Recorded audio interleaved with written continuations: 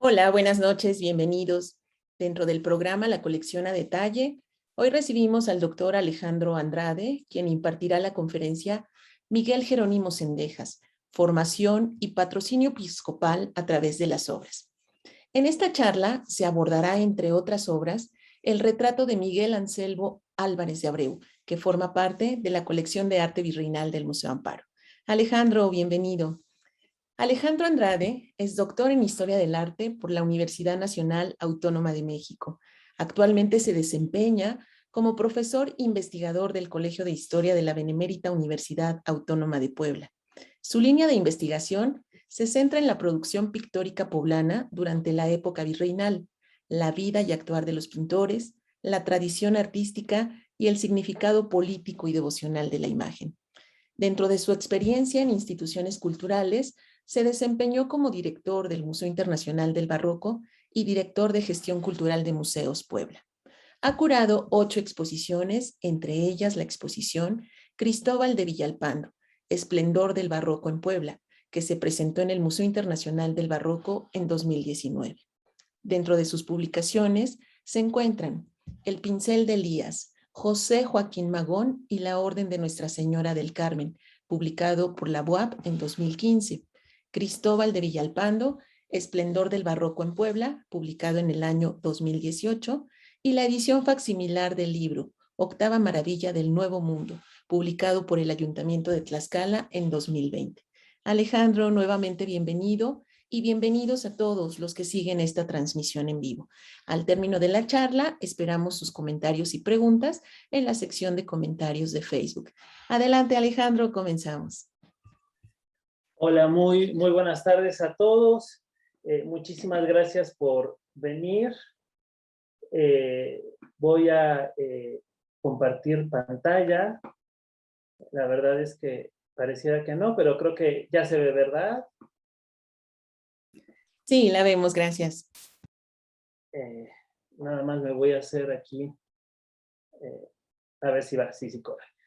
Pues muchas gracias a todos. Había tenido como un poquito problemas con estas cosas tecnológicas y con esta computadora que particularmente siempre me falla en los momentos importantes de mi vida. Entonces, pues fue como un poquito complejo, pero es un honor para mí estar en el Museo Amparo. Es un sueño verdaderamente hecho realidad, y más particularmente en este momento de mi vida que estoy retomando mis labores académicos. Le agradezco infinitamente a Silvia el haber abierto este espacio, pues para hablar un poquito acerca de los pintores poblanos y específicamente el día de hoy de Miguel Jerónimo Zendejas, ¿no? Eso ha sido como una lucha particular que siempre he tenido, ¿no? Que siempre nuestra historiografía del arte virreinal es sumamente centralista, ¿no? Y siempre estamos yéndonos a la Ciudad de México, que tiene cosas bellísimas verdaderamente en cuestiones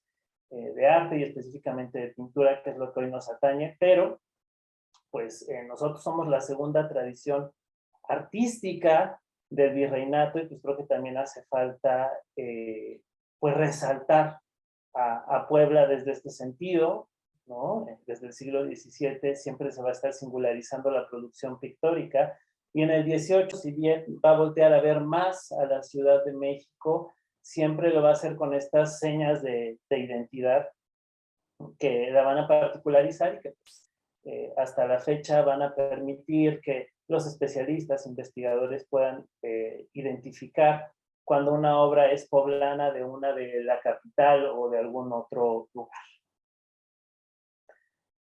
Entonces, comenzamos con el objeto que nos trae esta noche a hablar del pintor. Es el retrato del obispo Miguel Anselmo Álvarez de Abreu, que se encuentra en la colección del Museo Amparo. En este caso en específico, no me voy a centrar a hablar en la obra, en el retrato en sí, con todas sus particularidades, con todo el discurso que está impreso en ella, porque esto ya lo hizo magistralmente el doctor Pablo Amador Marrero, mi maestro, que pues, si tienen como alguna curiosidad en torno a ella, pues les remito a la conferencia que también dio aquí en el Museo Amparo y que está en YouTube. Entonces ahí pueden saber un poquito más acerca del personaje, ¿no? Hablar un poquito en el retratado y como en toda esta gestualidad que tiene. En este caso en particular, más bien me interesa la obra con el fin de contextualizarla dentro de la historia del arte virreinal poblano y con ello colocarla en una línea de tiempo que nos permita entender su importancia dentro del patrocinio episcopal, del patrocinio hacia los artistas y entender cómo el pintor al que está atribuida la obra pues se encumbró a partir de estas relaciones que fue entretejiendo y cómo es que llegan a conectarse el obispo auxiliar, Miguel Anselmo y Cendejas, y pues qué obras van a emprender de manera en conjunto o relacionados, ¿no? Específicamente al final de esta charla me detendré en la bóveda del coro de Santa Rosa, una obra magnífica que actualmente no podemos observar porque lleva más de 20 años embodegada por el temblor de 1999 y por la circunstancia de que no ha habido ni las voluntades ni los fondos suficientes para poder volverlas a montar y contemplar con ello esta obra esplendorosa de la pintura poblana, para mí la obra más importante o una de las más importantes por lo menos del siglo XVIII angelopolitano. Brevemente, no me quiero detener mucho en Miguel Anselmo, porque como ya les había comentado, el doctor Pablo Amador dio una disertación maravillosa en torno a él, justo en este mismo espacio, pero pues tenemos que fue nacido en la laguna de Tenerife, en el año de 1711, tuvo varios cargos importantes, se desempeñó como canónigo en la Santa Iglesia Catedral de Canarias, fue juez del Tribunal de la Santa Cruzada, visitador general de la diócesis, colector apostólico. En 1749 fue nombrado obispo auxiliar de la diócesis angelopolitana, que aquí es cuando nos va a interesar más, a la muerte de Juan Francisco de Leiza. Juan Francisco de Leiza también es un personaje bastante interesante que empieza como obispo auxiliar en el periodo anterior a Domingo Pantaleón, con el obispo anterior, y se va a mantener hasta 1746, me parece, que es cuando muere. También va a estar muy vinculado con el arte, curiosamente, inclusive va a haber una carta de Andrés de Arce y Miranda, donde él va a mencionar que va a hablar de las castas, ¿no? Como en toda esta cuestión de la defensa de la intelectualidad en las Indias, ¿no? Y va a empezar a hablar de los cuadros de castas, cómo estos han dado una mala imagen en la península, y dentro de eso, él va a mencionar cómo visitó al pintor Luis Berrueco, cuando estaba haciendo una de estas series, y le preguntó algunas cosas acerca de los cuadros, pero esta serie era de el obispo auxiliar Juan Francisco de Leiza, ¿no? Entonces muere él y llega Miguel Anselmo, recomendado por el entonces obispo de Puebla, don Domingo Pantaleón Álvarez de Abreu, un personaje bastante interesante en la historia y particularmente en la historia del arte de Puebla, que también lo ha estudiado profundamente el doctor Pablo Amador. Y pues va a llegar Miguel Anselmo porque justamente Domingo Pantaleón es su sobrino.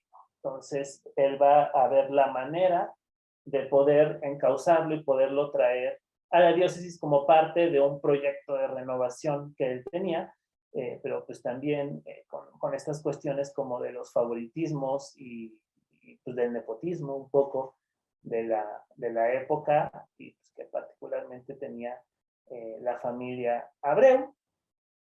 Y pues posteriormente, después de la muerte de su tío, fue consagrado obispo de Antequera, en Oaxaca, donde murió en 1774, ¿no? Entonces, eso es un poquito para hablar del retratado. Y pues lo que me interesa hablar más es un poco de la atribución. Esta atribución no es nueva, también el doctor Pablo Amador fue el que la realizó y en su charla habló un poquito de ella. Yo solamente me quiero centrar en dos aspectos muy particulares que creo que ayudan a defender y apuntalar aún más la atribución, ¿no? Y específicamente me voy a referir a dos rasgos técnicos de las obras, uno que tiene que ver más pues con el tema de los contornos, del delineado y por ende del dibujo, y otro que está más vinculado a las cuestiones del color, ¿no?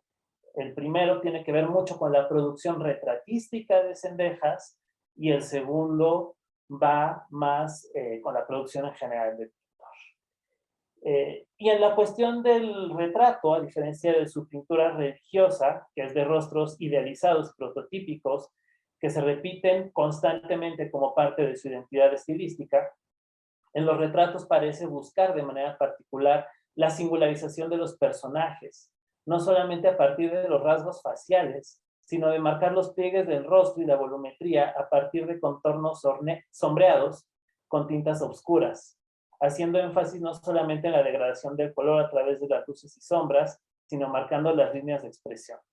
Los rostros se destacan por lo blanquecino de la piel que contrasta con el rubor de las mejillas, ¿no? Entonces, un poquito podemos ver en estas comparaciones, ¿no? En el retrato de don José Antonio de Salví Goitia, que ese sí se encuentra firmado, pues cómo va marcando y filando mucho estas líneas, ¿no? Inclusive estos contornos del rostro, todo lo que tiene que ver con la expresión de los personajes y que pues, lo va compartiendo mucho con el retrato de Miguel Anselmo, ¿no? Esto yo he visto que es un poquito una particularidad, ¿no? Porque viendo retratos de otros contemporáneos o de pintores cercanos a la época, pues vemos que lo que están optando por utilizar más es una degradación del color, ¿no? Para ir generando los volúmenes, ¿no? Y aquí Zendejas parece ser que busca hacerlo de manera como muy marcada.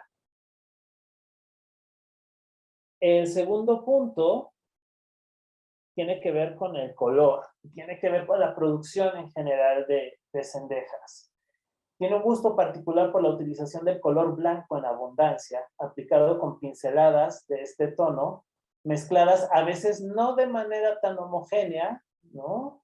En este caso podemos ver pues estas pinceladas pequeñas de blanco, ¿no? Que están no muy mezcladas con el rojo, con este color violáceo de la parte de atrás, sino que parece que son como mucho más gestuales, y pues eso lo podemos encontrar en otras de sus producciones, ¿no? Como lo sería este detalle que les pongo, que la obra completa es preciosa, pero pues el día de hoy como que no venía muy al cuento a hablar de ella, es Cristo Camino al Calvario, que pertenece a la serie de la Pasión que se encuentra en el templo, en la capilla Nuestra Señora de los Dolores de la parroquia de Acatzingo, ¿no?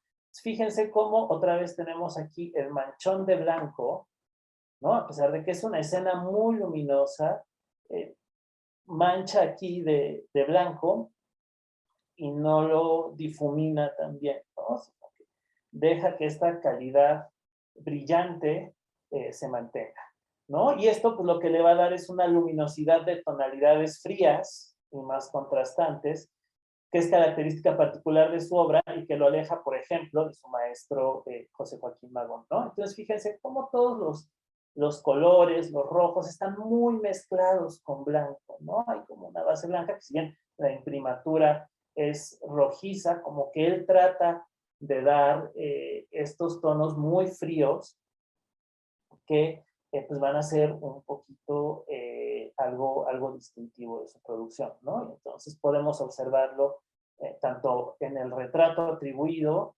como en otras obras firmadas. Entonces, estas son dos cosas en particular que quería como resaltar para mantener esta atribución que yo creo que el doctor Pablo Amador lo hizo de manera muy certera. pues ya que establecimos, ¿no?, que estamos de acuerdo con que esta pieza es de la producción de Miguel Jerónimo, pues me gustaría hablar un poquito del pintor, ¿no?, que realmente es donde va a versar la conversación de hoy. Aquí tenemos 3 retratos de él. Es un hombre, es un artista que particularmente utilizó mucho el autorretrato.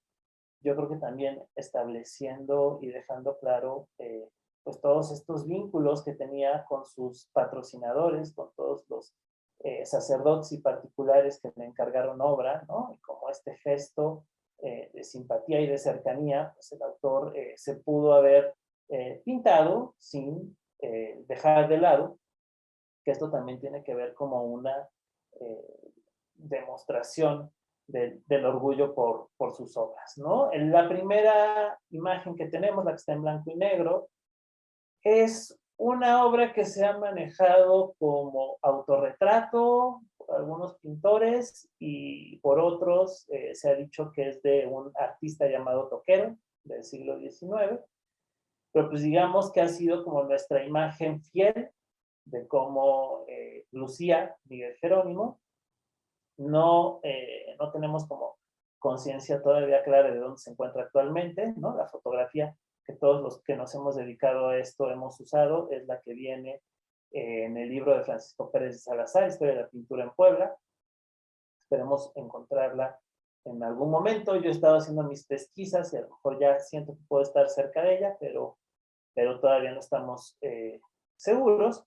Y bueno, los otros dos son un autorretrato un poquito más joven que se encuentra en la Capilla de la Soledad en Acatzingo.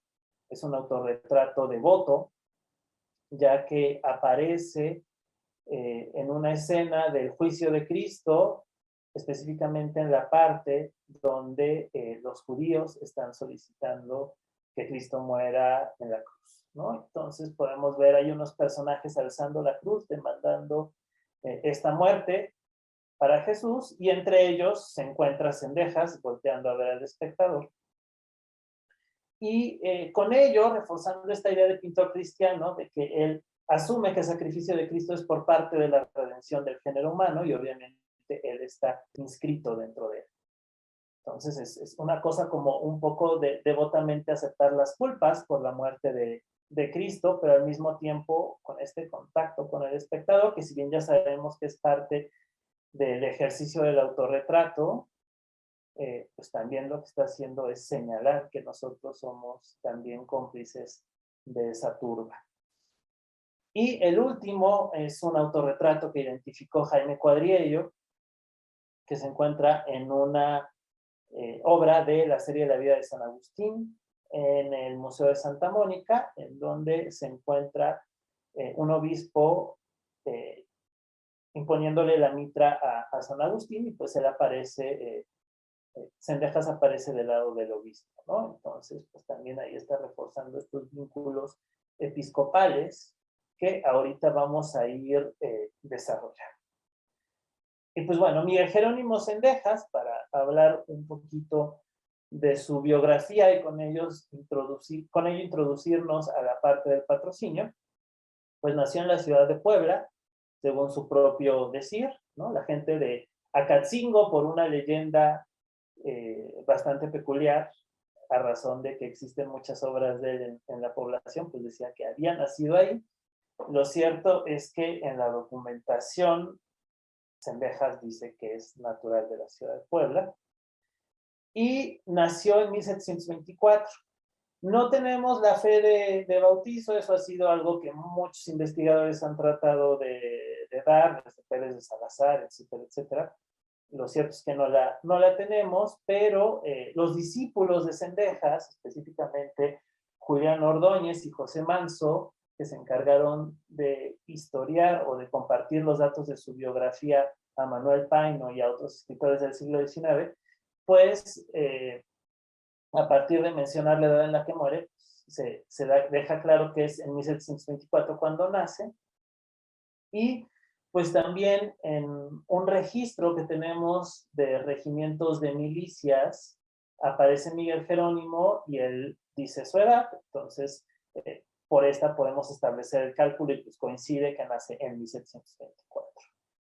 Y murió el 20 de marzo de 1815, cumpliendo dentro de 3 días 207 años de su muerte. También es la razón por la que le había insistido a Silvia que hiciéramos esta charla cercana a las fechas, porque pues, estamos a 3 días de celebrar su aniversario luctuoso. Y dentro de 2 años celebraremos los 300 de su nacimiento. Entonces estamos ahí un poquito en medio de fechas claves. Fue hijo de Lorenza Fernández de Palomino y de Lorenzo Zendejas, quien aparentemente estuvo muy vinculado con la Compañía de Jesús, ya que tuvo el privilegio de viajar con el célebre jesuita Juan Antonio de Oviedo a Roma en 1716. Viajó en calidad de su criado, ¿no? Pero pues también eso nos deja como muy claro el vínculo tan cercano que existía entre Lorenzo y la Compañía de Jesús, ¿no? Específicamente Juan Antonio de Oviedo, ¿no? Llevarlo a Roma, pues no era menuda cosa, y más en una época en la que, si ahora es difícil saltar el charco, en esas épocas era todavía mucho más complejo, ¿no? Entonces, llegan ahí a Roma, y pues resulta como muy peculiar que Oviedo consigue una audiencia con el Papa Clemente IX, y pues lo reciben tanto a él como a Lorenzo, y según la anécdota que se cuenta en la biografía de Oviedo, todavía Lorenzo pudo platicar con el Papa acerca de cómo eran las fiestas de San Ignacio, ¿no? Contrastando las que se llevaban a cabo en Roma con las que ocurrían en la Angelópolis. Resulta algo como muy pues, peculiar esa historia, ¿no? Parecía un poquito ya hasta predestinado todo el asunto del hijo pintor y sumamente relevante para el clero poblano. Entonces resulta que cuando Lorenzo está en Roma, Oviedo y otros jesuitas de allá le recomiendan que compre varias estampas de las que estaban en Roma, pues siempre Italia como una de las capitales del arte, y que con ellas pusiera una tienda de estampas, especialmente de unas que se llamaban estampas de humo, ¿no? Que inclusive hoy en un recorrido con la doctora Paula Mus estábamos hablando de las mezzatintas y de todos estos grabados que permitían unos mayores contrastes entre luces y sombras y la degradación de ellas, y pues que servían mucho para los artistas, específicamente para los pintores, ¿no? Ya que pues, permitía contemplar de una manera mejor toda la cuestión del degradado. Y pues esta tienda de estampas, ¿no? Los mismos jesuitas le dicen que la ponga para el aprovechamiento de los artistas. Lorenzo hace caso de esto y pues establece su tienda teniendo, según cuenta Bernardo Olivares en el siglo XIX, grabados de Rafael Sanzio, Rubens y Giuseppe Rivera, ¿no? Y es en medio de este ambiente en que nace y pasa su infancia el pequeño Miguel Jerónimo Zendejas, ¿no? Y probablemente toda esta cuestión de las estampas, de las composiciones, empieza a hacer mella en la conciencia y en los gustos de Miguel Jerónimo, y desde ahí se empieza a sentir atraído pues por la construcción de imágenes, específicamente por la pintura. Esto se va a ver interrumpido en 1731, cuando a la edad de 7 años, que tenía Miguel Jerónimo, muere su padre.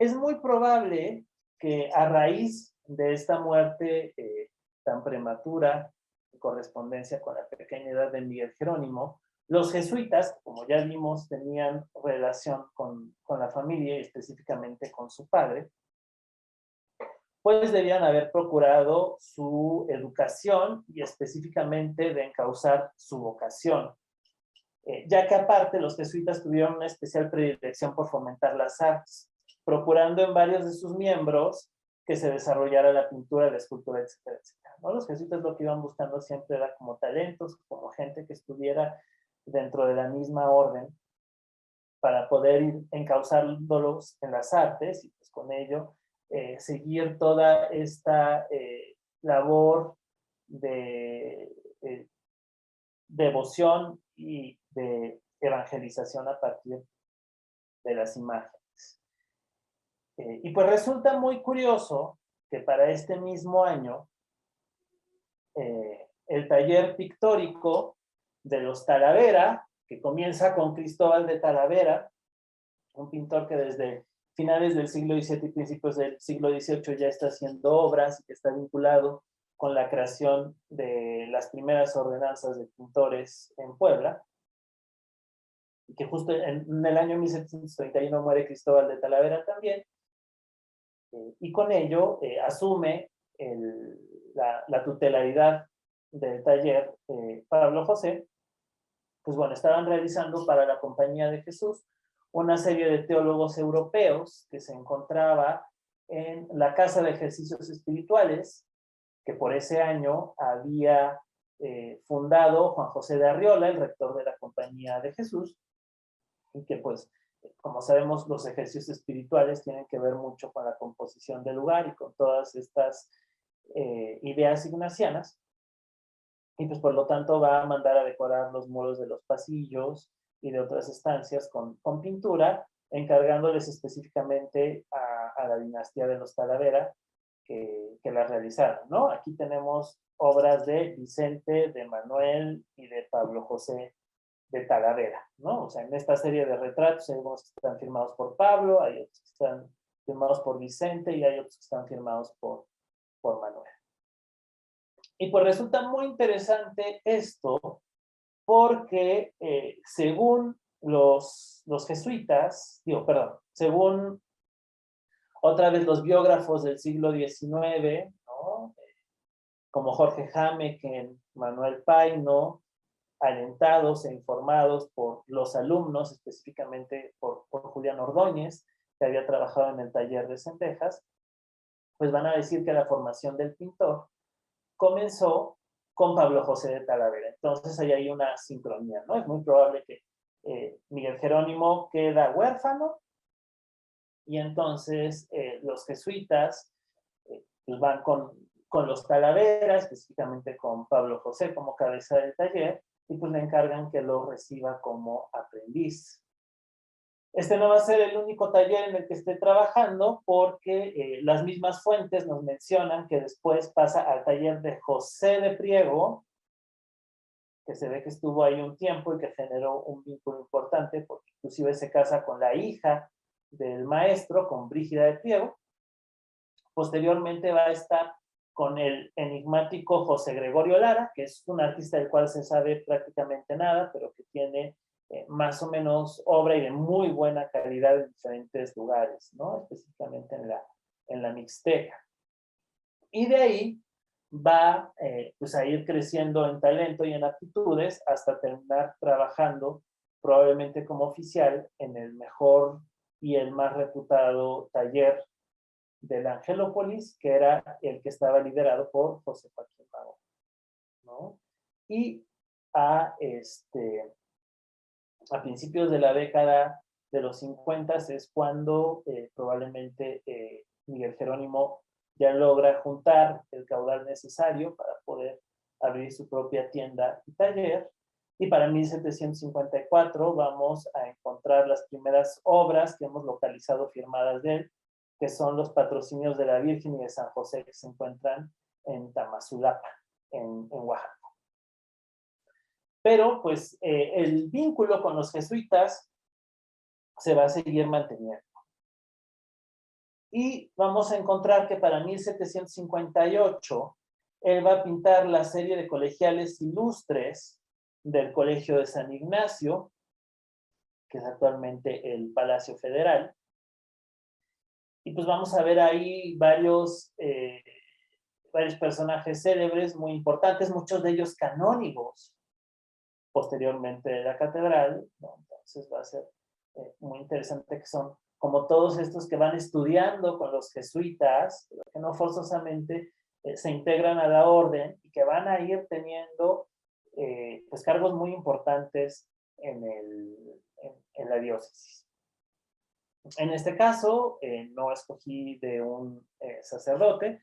Tenemos el retrato de José Fernández de Villanueva, Alonso de Linaje y Beitia, que es justo el padre de Manuel Fernández de Echeverría y Beitia, el famoso historiador angelopolitano, que escribió esta crónica tan importante de Puebla. Y pues así vamos a tener otros retratos que pues, nos están dando a entender que Zendejas sigue con este vínculo muy cercano a los jesuitas, ¿no? Y de los jesuitas es como me quiero saltar a los Álvarez de Abreu, porque resulta que también Domingo Pantaleón va a tener una cercanía especial con la Compañía de Jesús.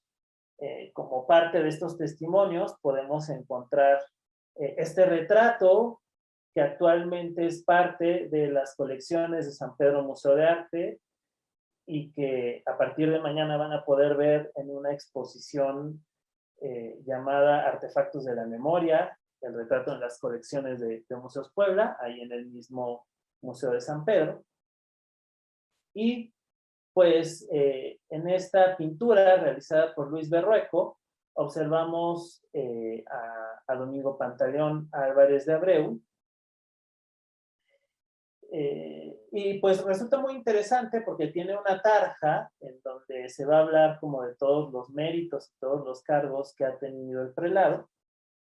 Pero en la parte de abajo va a tener una cartela en donde la orden religiosa dejaba a la posteridad la contribución cuantiosa que el prelado hizo para la construcción del nuevo y magnífico patio del Colegio de San Ignacio. Entonces, este cuadro colgó también en San Ignacio, igual que la serie de colegiales de Zendejas, y pues resulta que es un testimonio de agradecimiento por haber contribuido económicamente a la ampliación y la magnificencia del patio del colegio, ¿no? Entonces, de ahí podemos empezar a rastrear esta vinculación que también la vamos a ir teniendo en Miguel Anselmo Álvarez de Abreu, ya de manera más directa, ¿no? Pues se tiene la noticia de un sermón impreso que dio el canónigo Andrés de Arce y Miranda en las fiestas de San Ignacio de Loyola, que se celebraron en el Templo del Espíritu Santo. Y ahí se menciona que la misa fue oficiada por el propio Miguel Anselmo Álvarez de Abreu, ¿no? Entonces estamos viendo cómo el obispo auxiliar tiene una relación cercana con los jesuitas y pues por lo tanto va a celebrar la misa del patrono que es San Ignacio de Loyola. También existen otras noticias, ¿no?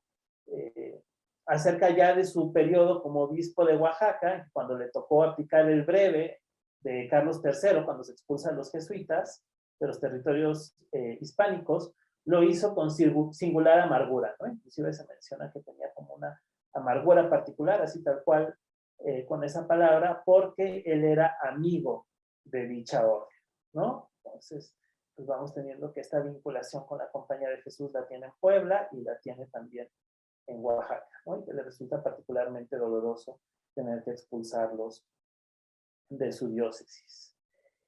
Y entonces ahí ya tenemos esta triangulación entre la familia de Zendejas y de Zendejas con la Compañía de Jesús y de la Compañía de Jesús con los Abreu y en particular para lo que nos interesa con Miguel Anselmo. Entonces es muy probable que a partir de esto la Compañía de Jesús hubiera recomendado a su protegido, ¿no? A su tutelado, de alguna forma, con Miguel Anselmo, para que fungiera como su pintor de cámara, ¿no? A final de cuentas, Miguel Anselmo también era un obispo auxiliar, pero un prelado, y entonces creo yo que por esto mismo debía de tener un pintor de cámara con el cual realizara varias obras. No así de Domingo Pantaleón, ¿no? Que esto es algo que se ha venido repitiendo en varios lugares, ¿no? Específicamente en un libro que salió acerca de la alacena de Cendejas. Yo no creo que Cendejas haya sido pintor de cámara de Domingo Pantaleón. No creo que haya trabajado de manera directa con él. Creo que el que se mantuvo siempre fue José Joaquín Magón. Luis Berrueco, a lo mejor en un principio de su episcopado, pero lo cierto es que una vez que llega con Magón, Magón va a estar siempre presente y va a ser el que haga los grandes encargos que el obispo directamente haga, ¿no? Y que lo vamos a ver un poquito más adelante con el tema de la bóveda del coro de Santa Rosa. Pero sí tiene una relación cercana con Miguel Anselmo, a lo cual no solamente abona el retrato de Museo Amparo, sino otras piezas que tenemos, como esta que se encuentra en los Santos Reyes Tlanechcolpan, que es el martirio de San Pantaleón, el santo especialmente favorito de don Domingo Pantaleón, ¿no? Aquí podemos ver en la escena pues, cómo se encuentra el santo siendo martirizado, a punto de ser degollado, y en los costados hay dos columnas que nos marcan ya el espacio episcopal, y de un lado, del lado izquierdo para nosotros, tenemos el retrato de don Domingo Pantaleón, ya muy avejentado, ¿no? No tiene nada que ver con el que les había enseñado de 1753, de Berruecos, y atrás el anónimo párroco que debió de haber mandado a hacer esta obra, que pues, verdaderamente se ve que quería ser canónigo o que quería quedar muy bien con el obispo, porque pues, prácticamente transformó todo el espacio de la iglesia de los Santos Reyes en una oda al obispo, ¿no? Y hay señas claras de él en toda la nave de la iglesia. Pero del otro lado, lo que estamos viendo es el retrato de Miguel Anselmo. Fíjense cómo Domingo Pantaleón está bajo un cortinaje rojo, si no se está hablando de esta cuestión de ser el príncipe de la iglesia angelopolitana, y del otro lado, en un cortinaje verde, ¿no? Como respetando estas jerarquías, se encuentra Miguel Anselmo, ¿no? Un Miguel Anselmo pues bastante parecido al que tienen en el Museo Amparo. Fíjense cómo en algún momento pues también se decía, ahí está Cendejas con Domingo Pantaleón, pero yo creo que más bien aquí están llegando al pintor y el pintor está haciendo esto a partir del obispo auxiliar, y es por eso que él también merece estar dentro de la composición, ¿no? Creo yo que un poquito por ahí podría ir la explicación. Y luego tenemos esta bellísima pintura que se encuentra en Santa María Molcajac, la cual fue realizada en 1786, ¿no? Pero que en realidad está retomando un momento histórico para la población, que es cuando se erige la iglesia en parroquia, el año de 1755. Entonces es muy probable que Miguel Anselmo haya ido a consagrarla, ¿no? Ya esto lo había notado también el doctor Pablo Amador.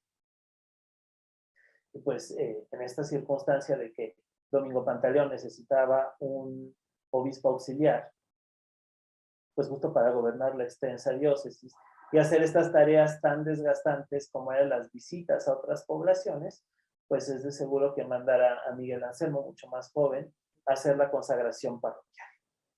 Pero pues llama la atención la marcada fisonomía que va haciendo de Miguel Anselmo, cuando en realidad para 1786, que es el año de creación de esta pieza, él ya llevaba pues, bastantitos años muerto y en Oaxaca.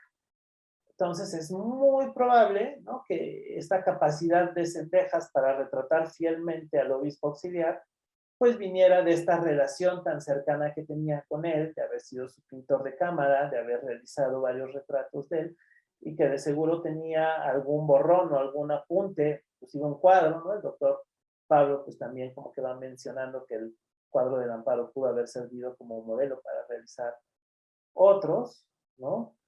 Pero pues resulta que aquí en 1786 lo está retratando perfectamente bien. y por lo tanto podemos intuir esta cercanía que le había permitido no solamente grabar esos rasgos, sino pues también tener a lo mejor por ahí algún boceto.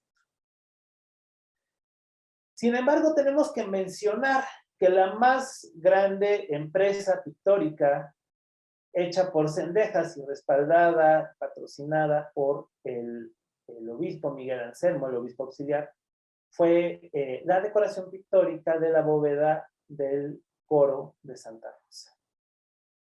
Esto lo sabemos gracias a una banca que todavía se encuentra ahí en el coro, que guardó como testimonio la siguiente inscripción, ¿no? Estas bancas y la bóveda pintó Miguel Jerónimo de Cendejas en el año de 1758, con limosna del ilustrísimo señor doctor don Miguel Anselmo Álvarez de Abreu, obispo de Sísamo y auxiliar de este obispado. Entonces, pues ahí tenemos el testimonio clarito del trabajo entre estos dos personajes. Y pues toca hablar un poquito de la historia de este espacio, ¿no? Cabe destacar que Santa Rosa había sido fundado como beaterio a finales del siglo XVII por Bernardo de Gandía, un dominico. Posteriormente va a tener problemas de administración entre el clero secular y regular, y en el segundo cuarto del siglo XVIII es cuando, a partir de una de las beatas que se encontraban ahí, María Ana Águeda de San Ignacio, que después va a ser una monja muy importante, superiora del convento y una escritora prolífica, pues ella va a buscar a su confesor, que curiosamente le tocaba irse como procurador de la Compañía de Jesús a Roma para que consiguiera los permisos necesarios de que el beaterio pasara a ser convento, logra los trámites en Roma y los correspondientes en España, y finalmente pues se logra consagrar como convento dominico.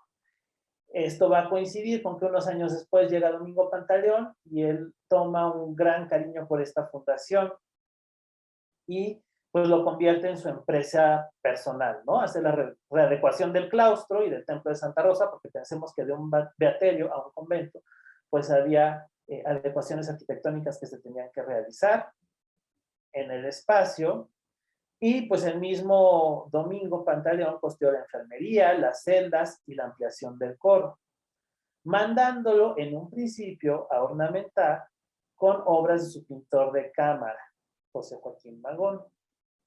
Y entonces aquí vamos a entrar como a todo este tema que también se discutió mucho con las pinturas de la bóveda del coro, ¿no? Que si eran obras de Cendejas, que si eran obras de Magón, y pues como los diferentes pinceles que se encontraban ahí. De manera como muy particular, a mí me parece que hay un primer momento en el que Domingo Pantaleón entra a ornamentar el coro y entonces le llama a su pintor de cámara, como sería lo lógico, y pues las pinturas del retablo de la Virgen, aquí estamos viendo una de ellas, la Asunción de María, y las laterales, que son unas obras bellísimas que también llevan embodegadas muchísimo tiempo, que son de la Pasión de Cristo, pues corresponderían al pincel de José Joaquín, ¿no? Y pues digamos que ahí normalmente ya tendríamos completa la decoración.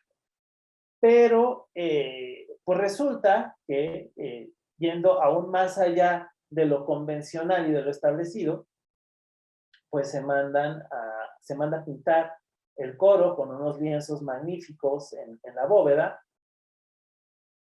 Y pues esto sí va a ser muy singular, y esto sí tenemos claro, como lo dice la banca, que se manda a pintar por mandato o por limosna de Miguel Anselmo Álvarez de Abreu, ¿no? Inclusive vean cómo toda la cuestión de las otras obras que se encontraban alrededor no se mencionan, específicamente se dice la bóveda y las bancas, ¿no? Como tratando de marcar que esa no es obra realizada a petición de don Domingo, sino de Miguel Anselmo.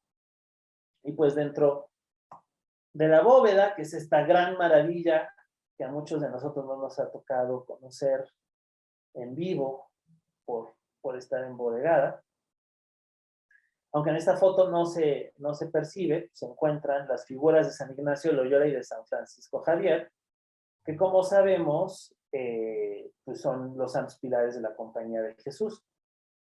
En mi parecer, esto tiene que ver con la influencia de los jesuitas en la ornamentación pictórica de la bóveda del coro. Es ampliamente sabido que los jesuitas fueron destacados por sus dotes como confesores, mismos los que los impulsaron a ejercer este sacramento en algunos conventos, como lo fue el caso de Santa Rosa, ¿no? Entre los confesores jesuitas que tuvieron las monjas, también después de una discusión que se había dado mucho tiempo atrás de que los dominicos querían ser los confesores, y entonces, como estaba esta cuestión de secularización del convento, les cortan el vínculo con los dominicos y les ponen a los jesuitas, que sean reconocidos como los mejores confesores.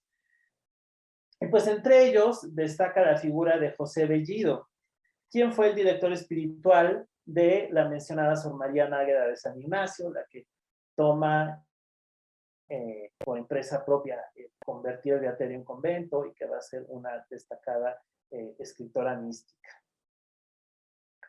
Y pues resulta que el mismo José Bellido es tan cercano a ella que publicó su biografía ya después de muerta el mismo año de 1758, en que se estrenó el Teatro Pictórico de la Bóveda. Un tiempo antes de que se realizara esta ornamentación, Bellido viajó a Roma con el cargo de procurador, según el historiador Maneiro. Y pues uno de los principales afanes de Bellido que se van a mencionar es que tenía el gusto particular de conocer todos los principales lugares de culto en la capital del cristianismo, o sea, en Roma, entre los cuales debió de haber estado en primerísimo lugar la iglesia del Gesù en Roma, ¿no? Que es el centro neurálgico de la Compañía de Jesús y que es célebre por la excelente pintura de la bóveda central hecha en perspectiva por el padre Andrea Pozzo. Resulta factible que de Bellido salió el proyecto de decorar la bóveda del coro de Santa Rosa, tomando como inspiración la contemplada en Roma. Dicha idea debió comunicarle el prelado Miguel Anselmo, quien la financió, al tiempo de seguir recomendando a Cendejas para realizar la compleja tarea, ¿no? O sea, aquí tenemos este trinomio cuadrado perfecto, en donde está la Compañía de Jesús, Miguel Anselmo y Cendejas.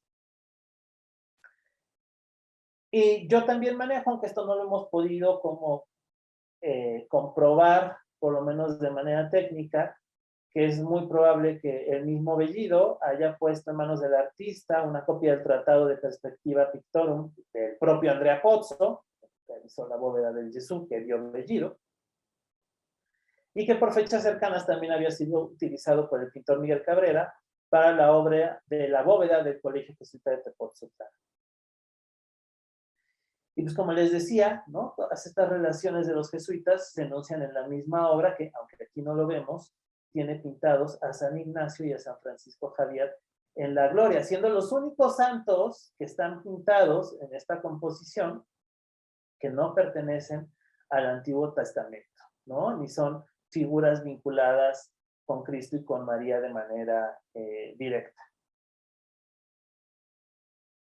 Es así como las monjas, a través de las figuras fundantes del jesuitismo, podrían recordar a sus padres confesores en el momento de alabar a Dios.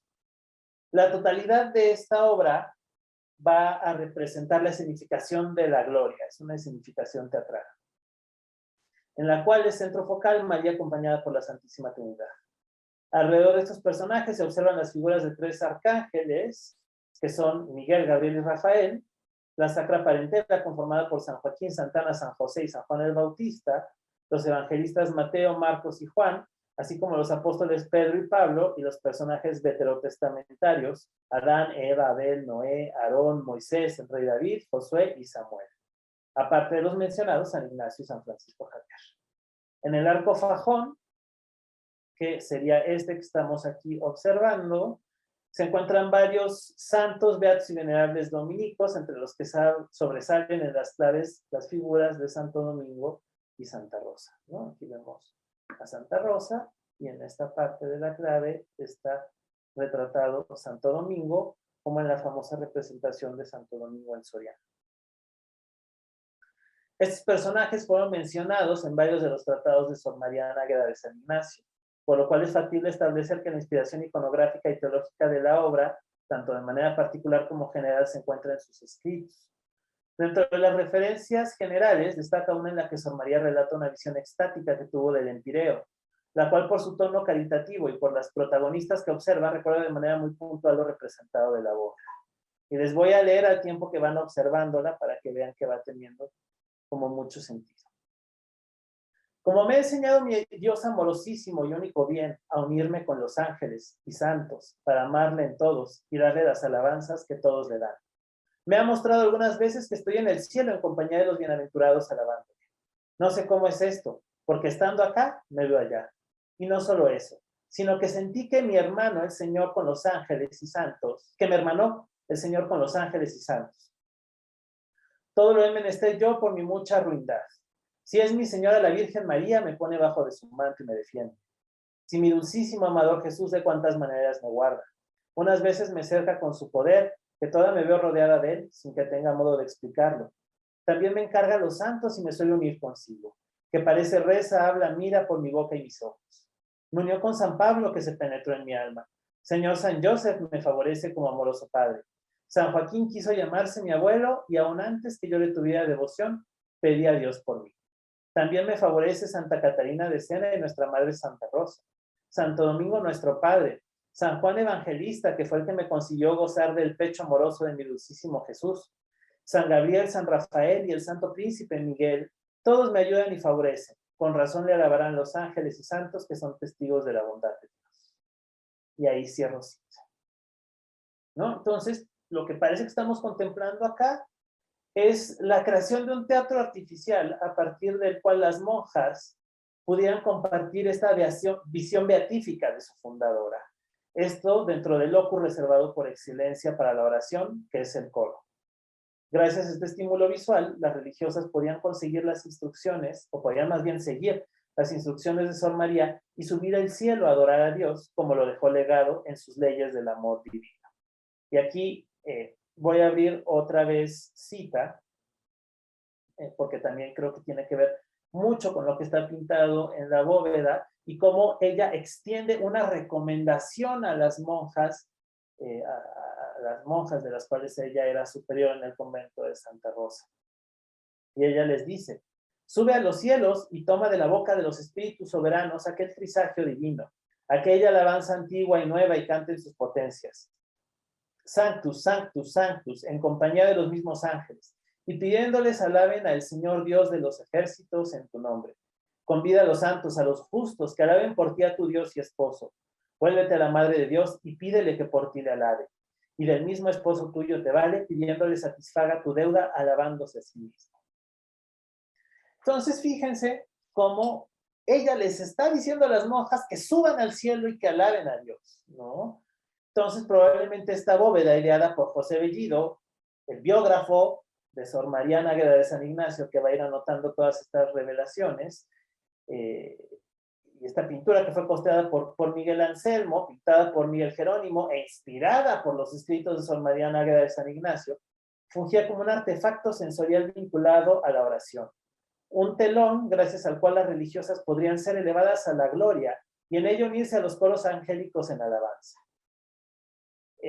Y pues esta resulta como muy interesante porque ya estamos diciendo que suben a la gloria al ver a Dios, ¿no? Y alabarlo. Pero ¿cómo se activaba esta obra? Pues bueno, era a través de la musicalidad y del canto, que era la función principal del coro alto.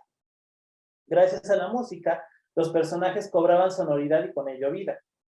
Cabe destacar que los ángeles representados en la pintura, tenemos aquí estos angelitos, ya casi al final, y aquí tenemos otros que están tocando instrumentos musicales.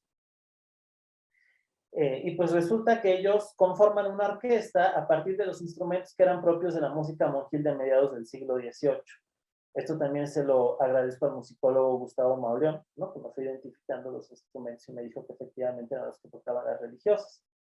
Y entre los que podemos identificar tenemos un violón, un bajón, un órgano, una guitarra, una chirimía y una trompeta.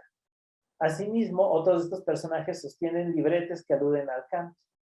En el momento en el que las monjas entonaban las alabanzas, el cielo cobraba vida a través del sonido, pues los ángeles tocaban la música ejecutada por los instrumentos del convento, y sus voces eran audibles a través del préstamo sonoro que les hacían las religiosas. Es así como la iglesia militante y triunfante se unían a un solo coro con el fin de alabar a Dios y reconocer sus grandezas. Fíjense cómo se está activando, ¿no? Y esto creo que tiene que ver también mucho con la composición del lugar y como con todas estas doctrinas jesuíticas, ¿no? Y aparte, esta cuestión de vincular lo sonoro, ya fuera tanto lo musical como el tema de la prédica con la pintura, va a ser algo que siempre va a estar muy consciente Miguel Jerónimo Zendejas y que en otras obras lo vamos a ver, ¿no? En el patrocinio de San José de la Catedral de Puebla, en donde los personajes que están bajo el manto del santo, pues están entonando estos cánticos que eran propios de la fiesta del patrocinio de San José y que se entonaban en la Catedral de Puebla, ¿no? Entonces había otra vez esta sonoridad que se le prestaba al cuadro. Y pues también en Acatzingo, por ejemplo, uno de los cuadros de la Pasión está inmediato al púlpito donde se subía el sacerdote y probablemente empezaba a predicar y hablar de la pasión de Cristo, ¿no? Entonces vamos a ver esta cuestión de este vínculo que a mi parecer pues tiene que ver mucho con la composición del lugar, con toda la doctrina jesuítica. Y pues bueno, en esta pieza vamos a ver que se contempla en su máximo esplendor este tema de la vinculación entre el sonido, específicamente la música y la pintura, para lograr un efecto total de activación de la pieza y pues con una sensación inmersiva, ¿no? Ahora que hablamos tanto de lo inmersivo, pues ya los pintores desde esta época, específicamente Zendejas, lo iban trabajando. Y pues esta fue una obra parteaguas para la carrera de Zendejas, pues vamos a encontrar que a partir de 1758 se van incrementando los encargos que se le van dando por parte de la diócesis, y pues era un lugar tan importante para él, ¿no? Que el 20 de marzo de 1815, cuando es enterrado, pues no decide enterrarse ni en la catedral, ni en San José, donde tiene una cantidad de obra, ¿no? Impresionante, prácticamente casi todo San José es de Zendejas, y pues él aparte vivía atrás de la parroquia, entonces era como el templo que le tocaba, ¿no? Y bueno, tenía aparte muy buena relación con el párroco, que era José Atanasio Díaz y Tirado, ¿no? Pero no decide enterrarse en ninguno de estos lugares y decide enterrarse en el convento de Santa Rosa, probablemente para que sus restos mortales descansaran cerca de, que yo considero sería su más grande obra, la que sería una creación total, y desde donde podría sentirse orgulloso reposando sus restos mortales. Y pues bueno, esto sería todo por mi parte. No sé si tengan como algunas dudas, preguntas, algún comentario que quisieran hacer. Muchas gracias, Alejandro. Vamos a esperar que nos compartan sus preguntas en la sección de comentarios de Facebook para que podamos compartirlas contigo. No sé si mientras recibimos tú quisieras comentar algo más respecto a la pieza o la invitación para que cuando vean ese cuadro tengan mucho cuidado al revisarlo, al observarlo. Sí, pues justo de manera específica para el cuadro del amparo, pues es entenderlo dentro de este marco de circunstancias que termina siendo un testimonio fundamental de la relación entre un prelado y un pintor, ¿no? De esta relación cercana.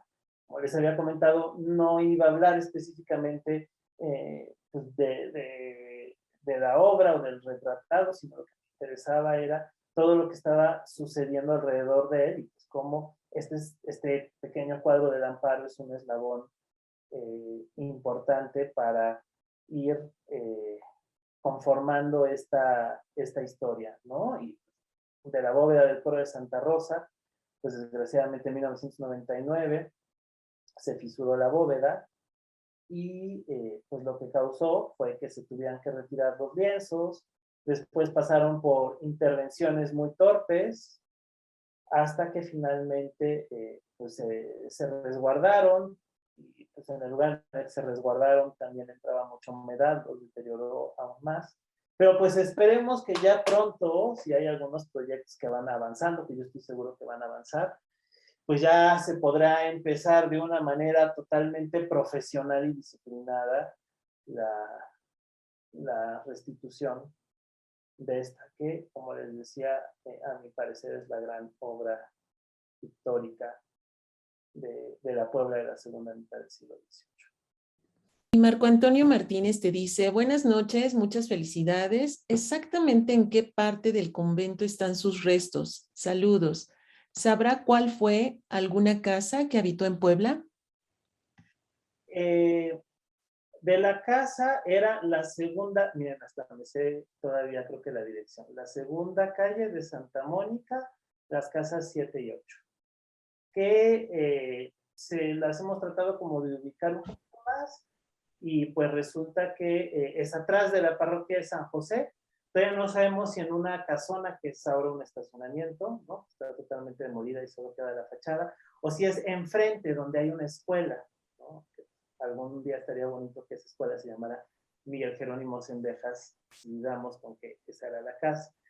Y en cuanto al sitio específico de los restos, pues no lo tenemos, ¿no? Realmente la partida de entierro, pues solamente menciona que se enterraron en el templo de Santa Rosa. Por ahí hay algunas ideas, ¿no? La restauradora María de los Ángeles Rodríguez Elizalde tiene ahí como, la idea de que puede haber por ahí un osario, alguna cosa donde pueda estar específicamente, aunque también esto puede ser parte de los enterramientos propios de las religiosas. Pero pues sí, un sitio exacto como para que pudiéramos excavar y hacerle estudios forenses al cráneo de Cendejas, si viéramos perfectamente con su apariencia, pues no lo tenemos, pero creo que sería muy bonito, ¿no? También sería una buena idea colocar una placa en el convento de Santa Rosa para que se quedara ahí la memoria de que está enterrado el más célebre de los pintores virreinales. No sé si el mejor, porque yo me decanto mucho por José Joaquín Magón, pero sí por lo menos el más reconocido. Gracias, Alejandro. Pablo Amador te dice, una reflexión. ¿No está parte de lo más destacado de la plástica poblana en espacios como esos, sacristías, coros, capillas? Pues sí, efectivamente. Y es como muy interesante porque parece que son esos discursos mucho más complejos, que son los que pueden estar leyendo espectadores mucho más selectos y escogidos, ¿no? Entonces parece que ahí vienen como los discursos mucho más intelectualizados de la pintura, ¿no? Justo hablando de eso, apenas tuve la oportunidad de entrar al camarín de la Virgen de los Dolores en Acatzingó. Lo que tenemos ahí es que en este espacio chavado están unas meditaciones en torno a los dolores de la Virgen, no específicamente los 7 dolores, pero sí algunos de los dolores de María. Pues la verdad es que tanto la calidad de las pinturas como los modelos, como las oraciones que están inscritas dentro de las cartelas, pues sí aluden a un discurso como mucho más selecto y como más de conocedores. Entonces, sí, totalmente concuerdo con mi maestro, con el doctor Pablo, que sí, lo más selecto del arte en Puebla, de la pintura en específico, pues sí termina recayendo en estos espacios pues un poquito más reservados, en los que no todo el mundo puede estar deambulando y que por lo tanto no están hechos para que todo el mundo lo pudiera entender. Pues son todos los comentarios. Te agradecemos nuevamente por esta charla y agradecemos también a todas las personas que siguieron esta transmisión en vivo. Les recordamos que esta obra atribuida a Cendejas se encuentra en las salas de arte virreinal y siglo XIX del Museo Amparo y que pueden visitarla en un horario de miércoles a lunes de 10 de la mañana a 6 de la tarde con entrada gratuita todos los días. Muchas gracias nuevamente al doctor Alejandro Andrade. Muy buenas noches para todos y los esperamos en la próxima sesión que tendremos de la colección a detalle. Gracias, Alejandro. Buenas noches. Gracias a todos, que pasen muy buena noche y saludos a todos.